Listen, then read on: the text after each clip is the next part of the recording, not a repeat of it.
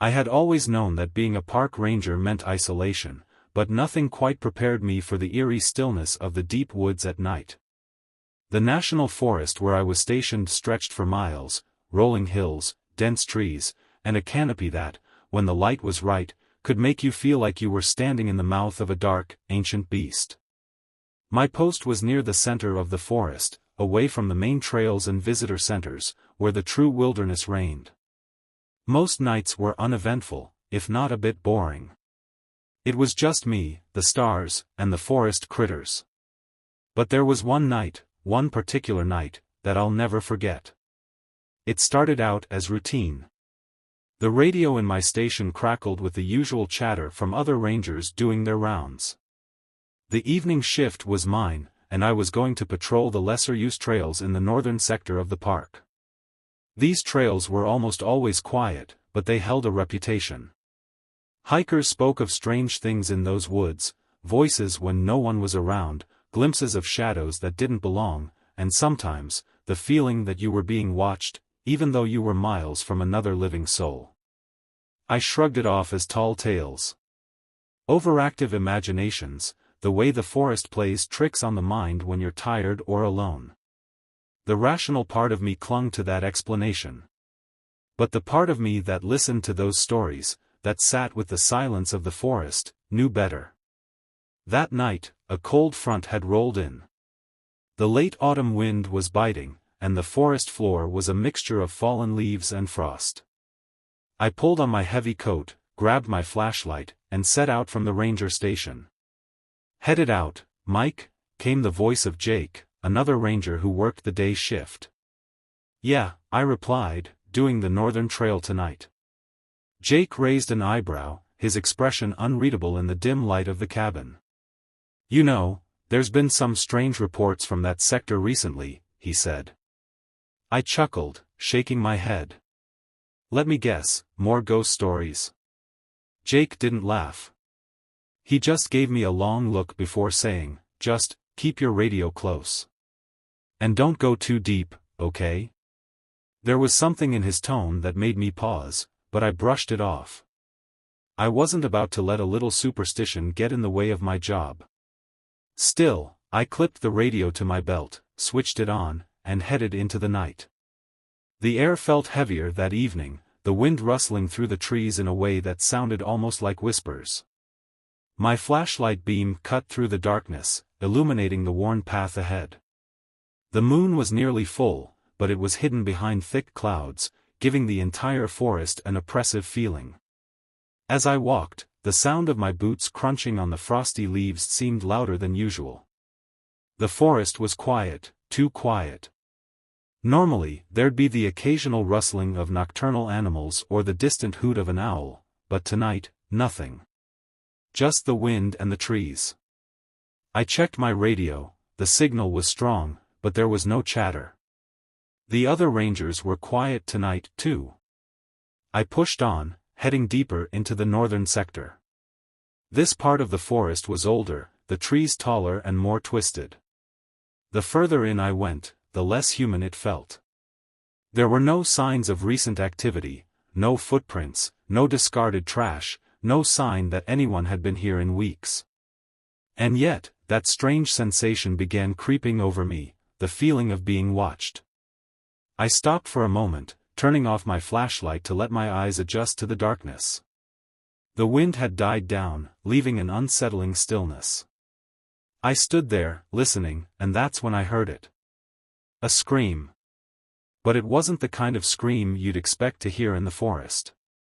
It wasn't an animal in pain, nor was it the cry of a distant hiker in trouble. This sound was distorted, like it wasn't coming from a human throat. It was long, drawn out, and echoed unnaturally through the trees. Every hair on the back of my neck stood up. My first instinct was to call it in, but when I reached for my radio, all I heard was static. Come on, I muttered, fiddling with the dials. But no matter what I did, the static persisted, and the scream had stopped as suddenly as it had started. I told myself it was nothing. A bird, maybe. Or just the wind. But deep down, I knew better. something wasn't right. Still, I had a job to do, and the protocol was to investigate any strange occurrences. Taking a deep breath, I turned my flashlight back on and started down the trail again, heading toward the direction where the scream had come from. The path was narrowing now, and the trees seemed to press in closer. The branches overhead were so thick that barely any light filtered through, even from the moon. About 10 minutes in, I came across something that made me stop in my tracks. There, in the middle of the trail, was a large, twisted tree that had been uprooted, blocking the way forward. The roots jutted up from the earth like skeletal fingers, and the trunk was split down the middle as if something had clawed its way out from the inside. "What the hell?" I whispered, running my flashlight over the damage. It didn't make any sense. Trees don't just fall over like this, especially not with such violent force. I examined the ground around it, trying to find any sign of what had caused the destruction, but there were no tracks, no evidence of anything at all. That's when I heard the sound again. This time, it was closer. That same distorted scream, but now it was mixed with something else. A low, guttural growl that made my blood run cold. My heart was pounding now, adrenaline surging through me. I wasn't about to stick around to find out what was making that noise. I turned on my heel and started back down the trail, quickening my pace. But no matter how fast I walked, that feeling of being watched wouldn't go away. Then, I saw it. At first, it was just a flicker of movement in my peripheral vision. Something pale, darting between the trees. I whipped my flashlight toward it, but there was nothing there. Just shadows. "Hello?" I called out, my voice shaking slightly. "Is anyone out there?" Silence. For a moment, I stood there, my breath coming in shallow gasps. Then, slowly, I turned back toward the path and continued walking. My hands were trembling now, and I kept glancing over my shoulder, convinced that something was following me. The deeper into the forest I went, the stranger things became. I started seeing things, shapes moving just beyond the reach of my flashlight, figures that seemed to melt away as soon as I tried to focus on them. And that scream, it kept coming, closer and closer, always distorted, always wrong. By the time I reached the edge of the northern sector, I was practically running. My radio was still useless, crackling with static no matter how much I fiddled with it. The trees were pressing in from all sides now, and I could barely see the path ahead. That's when I saw it. Standing in the middle of the trail, directly in front of me, was a figure. The figure stood motionless, just at the edge of my flashlight's beam. I froze, every muscle in my body tensing. For a moment, I couldn't process what I was seeing. It was tall, unnaturally so, with limbs that seemed too long for its body. Its skin was pale, almost translucent, and it had no distinct features that I could make out in the darkness. But what unsettled me the most were its eyes. They reflected the light in a way that no human eyes should, glowing faintly like the eyes of an animal caught in the headlights. But there was intelligence behind those eyes, a cold, predatory awareness that sent a chill down my spine. For what felt like an eternity, neither of us moved. My breath came in ragged gasps, the sound loud in the unnerving silence of the forest. I could feel my pulse racing in my throat. My instinct screamed at me to run, but my feet were rooted to the ground, as if the creature's gaze had paralyzed me. Then, it moved. It didn't walk, didn't run, it glided, impossibly fast, from one tree to the next, disappearing from my view before I could fully comprehend what had happened. One moment it was in front of me, the next it was gone, leaving only the faint rustle of leaves in its wake. What the hell?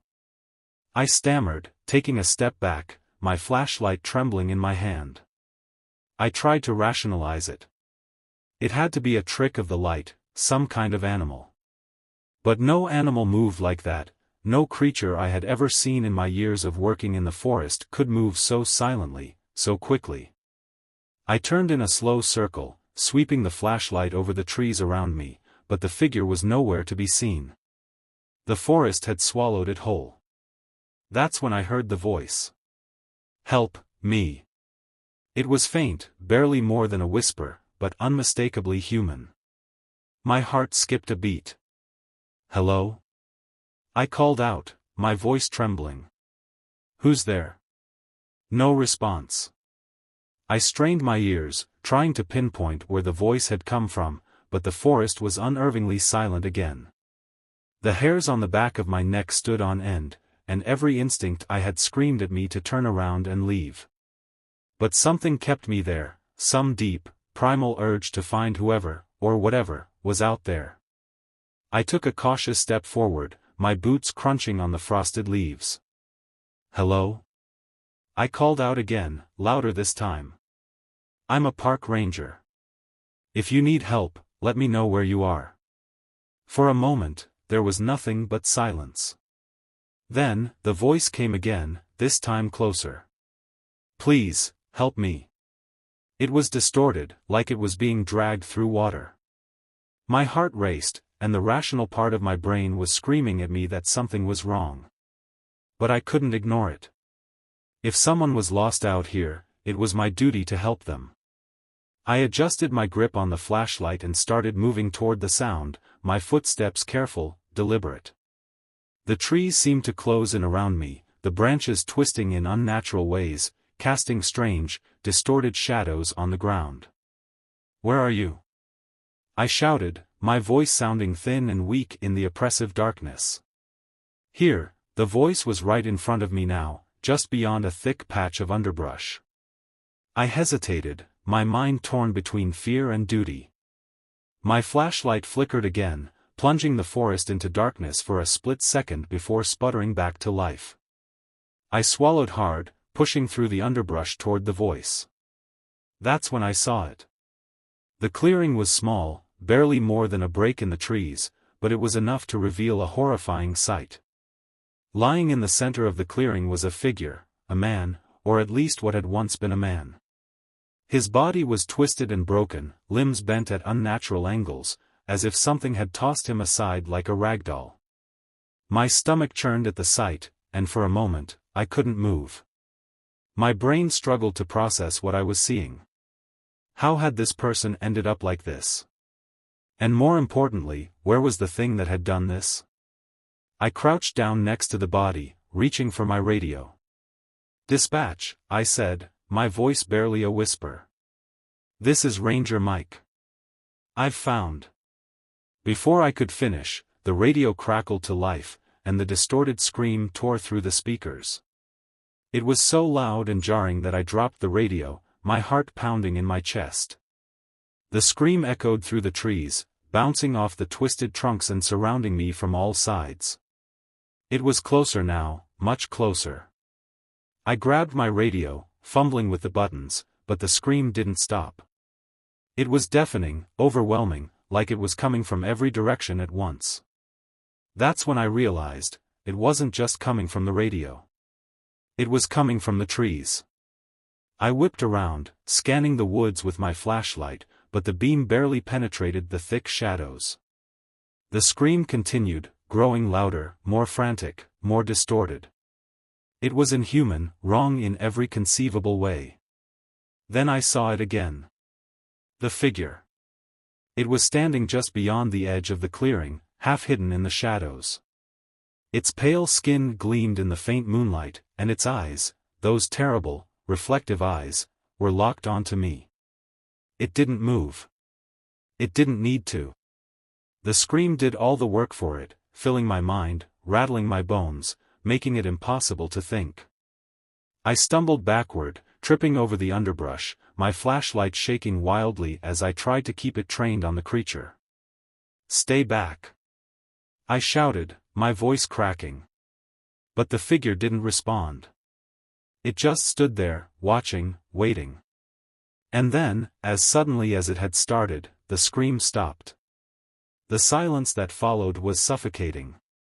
I could hear my own ragged breathing, my heart pounding in my ears. I stood frozen, staring at the spot where the figure had been, but it was gone again, vanished into the trees. I didn't wait to see if it would come back. I turned and ran, my flashlight bouncing wildly as I tore through the underbrush, back toward the trail. My breath came in sharp, painful gasps, and every muscle in my body screamed at me to move faster. The forest seemed to blur around me, the trees twisting and warping in my peripheral vision. I didn't look back. I couldn't. Every instinct I had told me that if I looked back, if I slowed down for even a second, it would catch me. Branches whipped at my face, tearing at my clothes as I sprinted down the trail. My lungs burned, my legs ached, but I didn't stop. I couldn't stop. I don't know how long I ran, but eventually, I burst through the trees and onto the main trail. The ranger station was just ahead, a small beacon of safety in the overwhelming darkness. I stumbled toward it, my body on the verge of collapse. The door was unlocked, and I practically fell inside, slamming it shut behind me. For a moment, I stood there, leaning against the door, gasping for breath. The station was dark, lit only by the faint glow of the emergency lights. My radio was still in my hand, silent now, as if the strange scream had never existed. I slumped against the wall, my heart still racing, trying to process what had just happened. But no matter how hard I tried, I couldn't make sense of it. The figure, the scream, the body in the clearing, it all felt like some kind of twisted nightmare. But it wasn't. It was real. And it was out there, somewhere, in the forest. I don't know how long I sat there, staring at the door, waiting for something, anything, to happen. But the night dragged on in oppressive silence, and eventually, exhaustion took over. The next morning, I filed my report. I told the other rangers about the body, about the strange sounds, but I left out the figure. I knew they wouldn't believe me. Hell, I barely believed it myself. Jake was the one who found the clearing where I'd seen the body. But when he got there, the body was gone. No tracks, no sign of struggle, just an empty clearing. That was the last time I ventured into the northern sector alone. I don't know what's out there in the woods, watching, waiting. But sometimes, late at night, when the wind howls through the trees and the moon is hidden behind the clouds, I hear that scream again. And I remember the eyes, those terrible, glowing eyes, watching me from the shadows.